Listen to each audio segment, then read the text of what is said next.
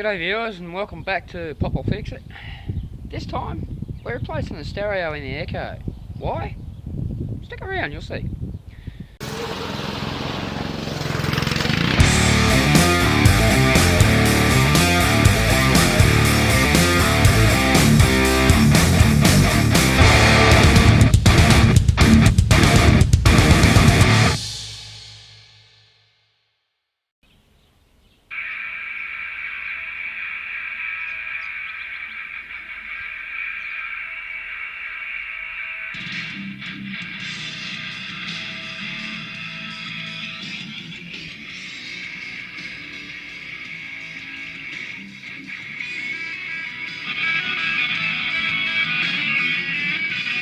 That's probably that dodgy connection on the back. But check this out. Volume.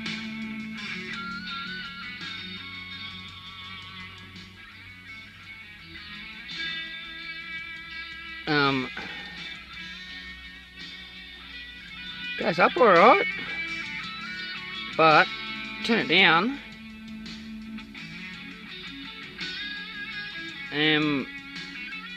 Last time I checked, it's not supposed to do that. First thing we need to do is, well, they had a good go at it, but not really, so I'm going to have to rewire those. And then,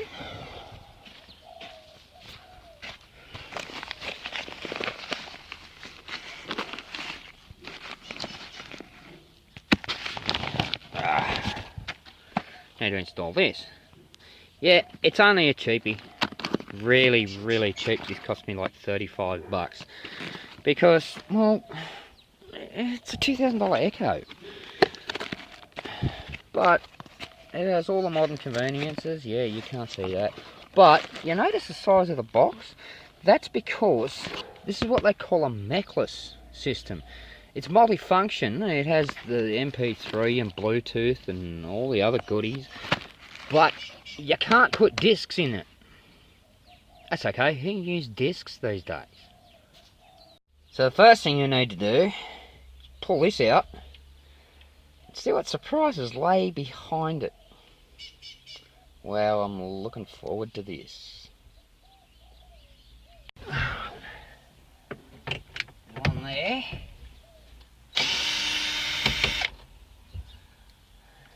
So there'll be one here. One works still.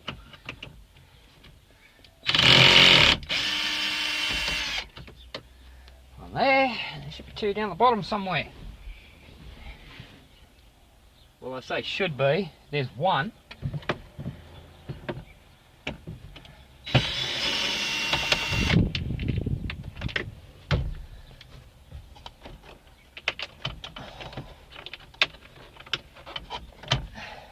Huh? Right. Let's see.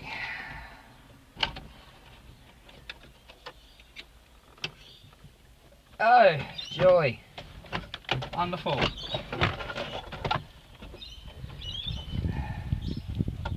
Bullet connectors everywhere. Right.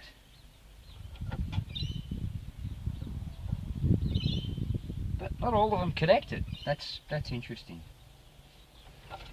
Okay, so hey, let's pull these out because those look very familiar.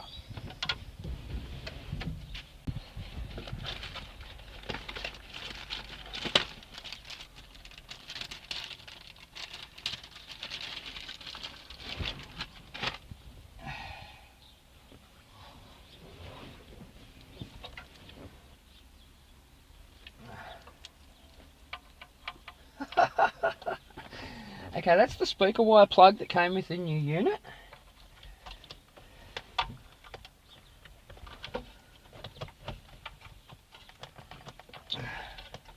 That's going to plug in there. That's the power that came with the new unit.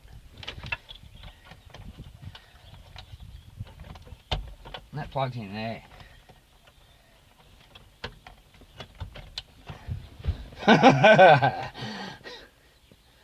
I am massively surprised and happy, because that means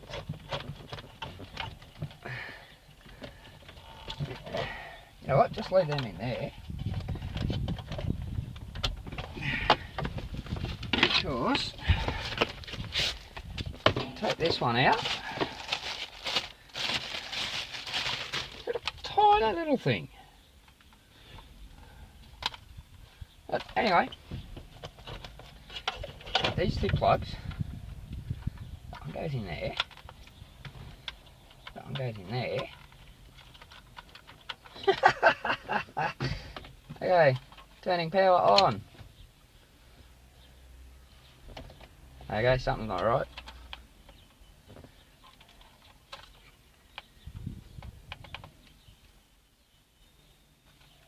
Oh, power, there we go.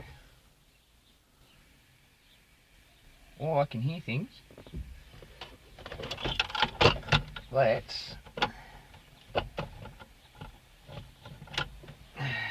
There's the USB that came out of the other one. I'm assuming that's a USB behind that. Yep, there it is. Oh, interesting. I just pulled the front face off. Cool.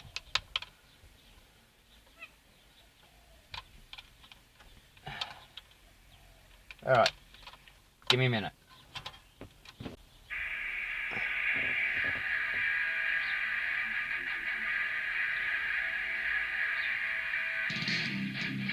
Well, that was easy. A bit too easy, I think. Well, that's kind of a letdown, because I was looking forward to doing all this stuff. Oh well, I still need to mount it, and well, and fix those speakers. And yeah, well, this one's not even mounted.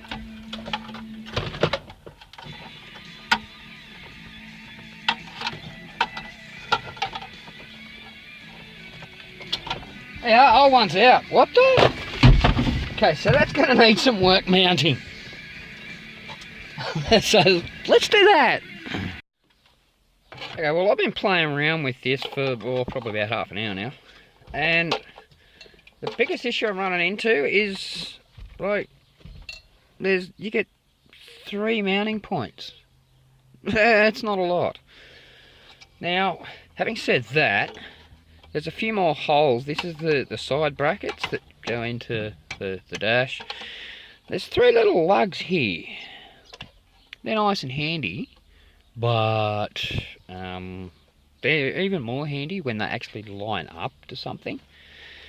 And I'm not a fan of the big chunky surrounds that go on the front. They just make it stand out too much, and no, I've never been a fan of them. So I like to flush mount the units, so they're kind of like that with the bucket. The problem with that is that on the sides there's these 2 little lugs that locate either the cage or the front surround. So they need to go, and then once they go, the side bracket, the little dimple, where is it? Hang on, let's calibrate myself. That way, this little dimple here lines up pretty well with that hole there, and of course this one will fall into this void. That's cool, but the front one, well, I've made a mark there where it's actually hitting. So I need to make a hole there. How do you do that in an electronic device? I don't know, but that will actually help it lock into place. I'll play around with that. Don't worry, I won't get any power tools involved. Then that way it should mount in. Hang on, give me a sec. Get that one in there. I lost it. There it is. And then those line up.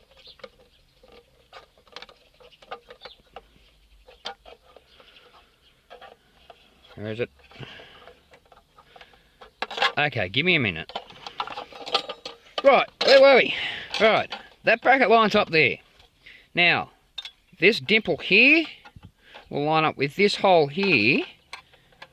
And once that happens, that's actually a pretty nice fit. So I'm happy with that. Then all I've got to do is somehow make that divot get into that hole. And on both sides, we should be good.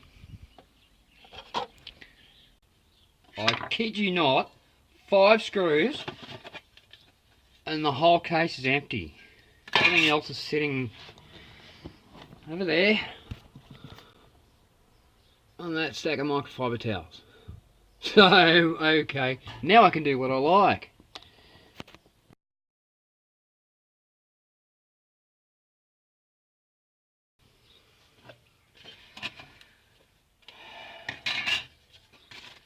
So, what do we have to do?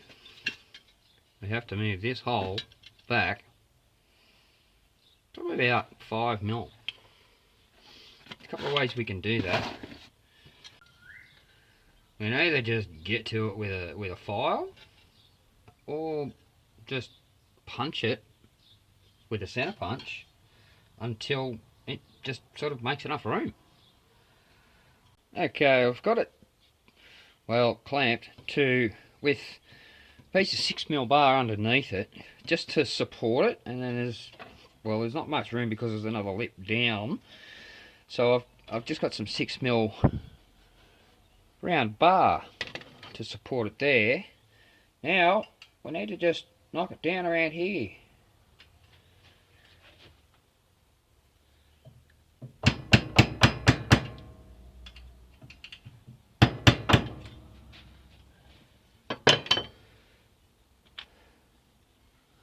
I think that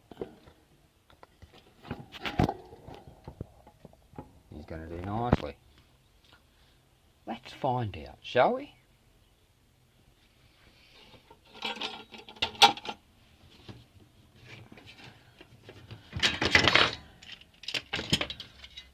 Bring this back up. Here's our assembly. That's the front. So this one locks into there, and this one locks into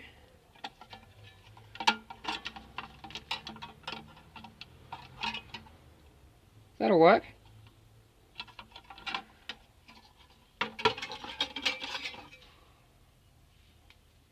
I think I'm going to just clean that up a bit, because yeah, that's a bit ugly.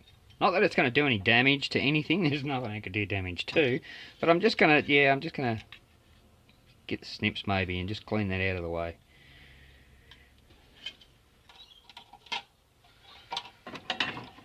Actually went a bit overboard.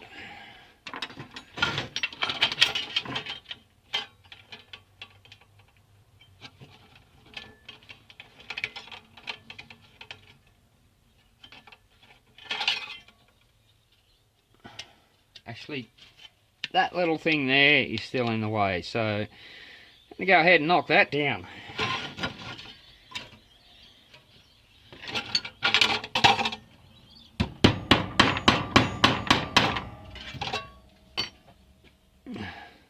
That's better.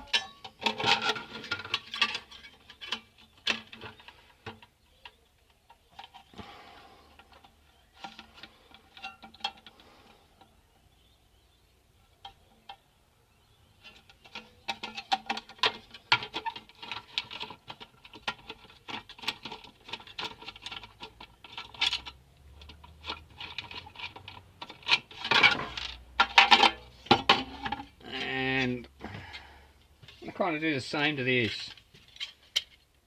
Lock that one in there.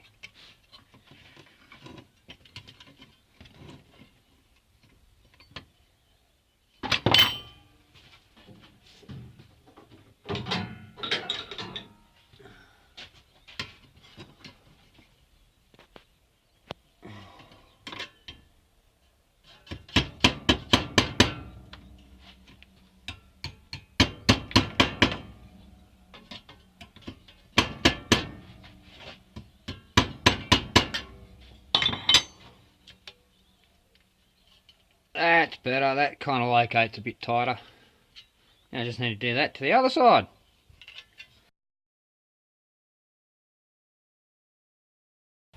I noticed the other day that when I had these plugs plugged in, this heat sink at the back was getting extremely hot. It shouldn't do that. So I think what I'm going to do is I'm going to replace the plugs. It's not a big deal, it's just a matter of replacing some bullet connectors. But we're only using the front speakers. So we're just going to tape off the rears like that, connect them over, and it also gives you a chance to use a new ratcheting crimp tool.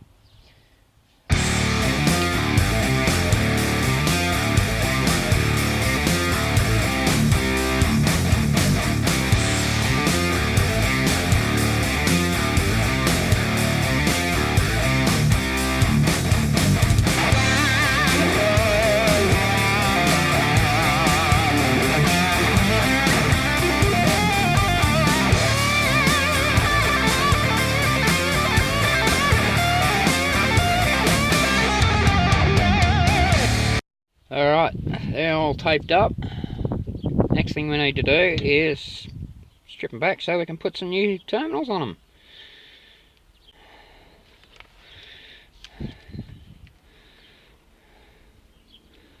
Just like, okay, 2 out of 3.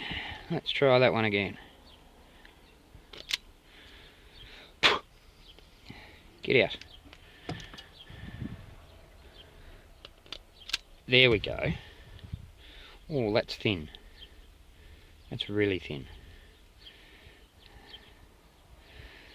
These two, not so much.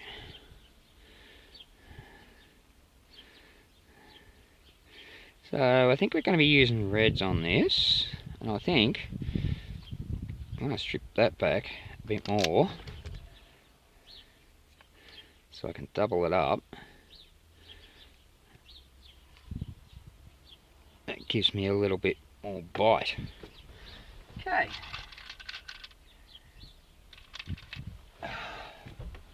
3 connectors and new gripper tool. Here's the tip of the week. Using a crimping tool, instead of trying to do everything with 3 hands, and it doesn't matter whether it's a crimper or a ratchet or not, you can do it with something like this. Hold the terminal in the crimpers so it's ready to go, whack your wire in, squeeze. But I'm going to use these.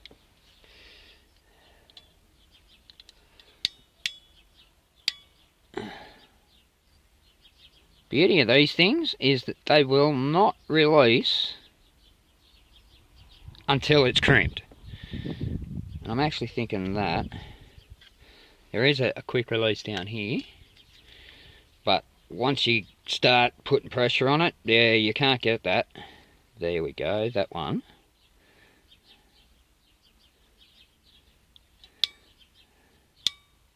I'm looking for the join in the actual terminal so that I can put it opposite the pin.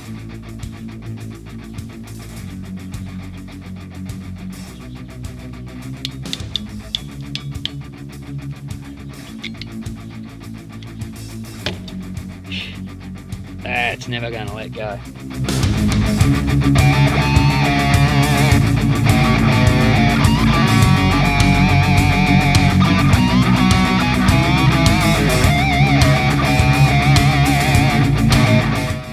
There we go. That one's done. Now I've got to do this one.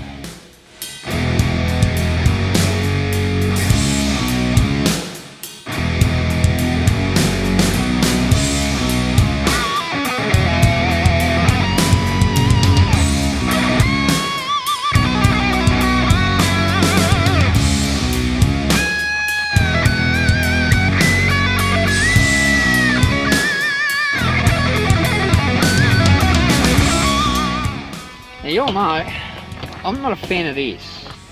All of the terminals are the same on both ends. Okay, they've used red and blue, whoop-de-doo. But they're all the same. They're all females all on one side, males all on the other. I could do something about that, but, well, it's already there. Why mess with it? So, I'm going to have to go along with that system. Anyway, back to this.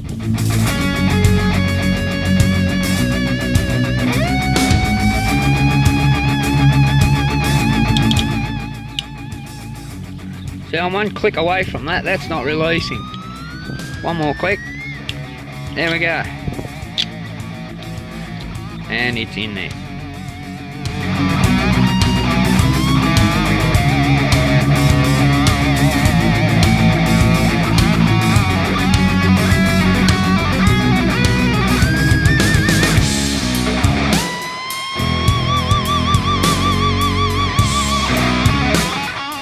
And there we go. We're all done. Now it's just a matter of matching wires.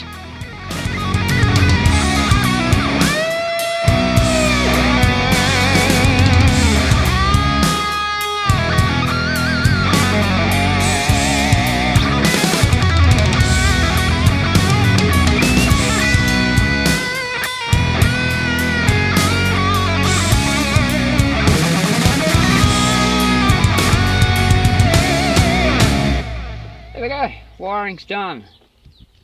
Now let's plug it back in and see how it goes.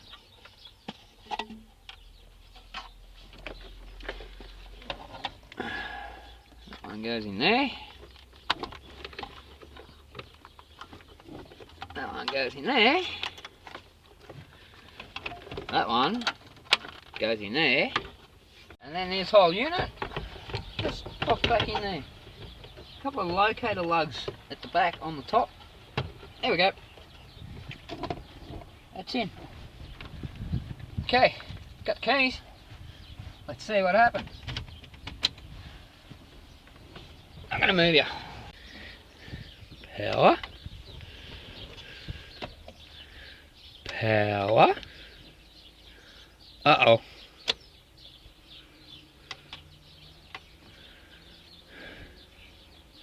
Oh dear.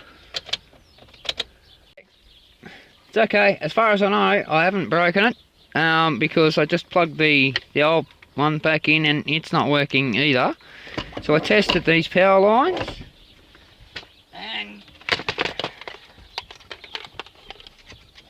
ignition's off, so we should have, well, let's get an earth. We should have nothing here.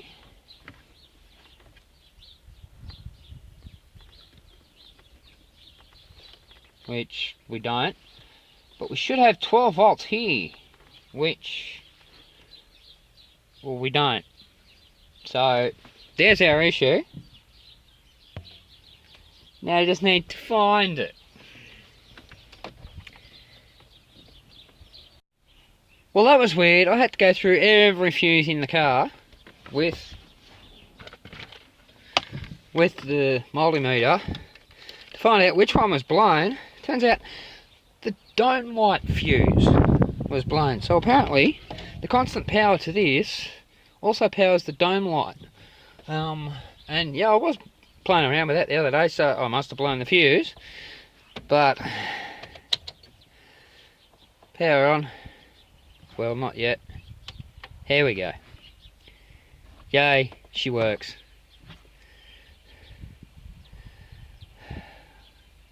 Let's switch over the source to USB.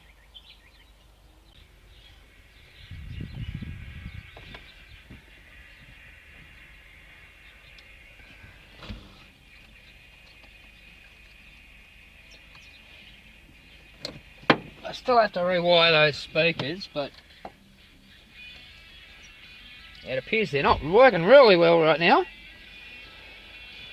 I'll figure that out.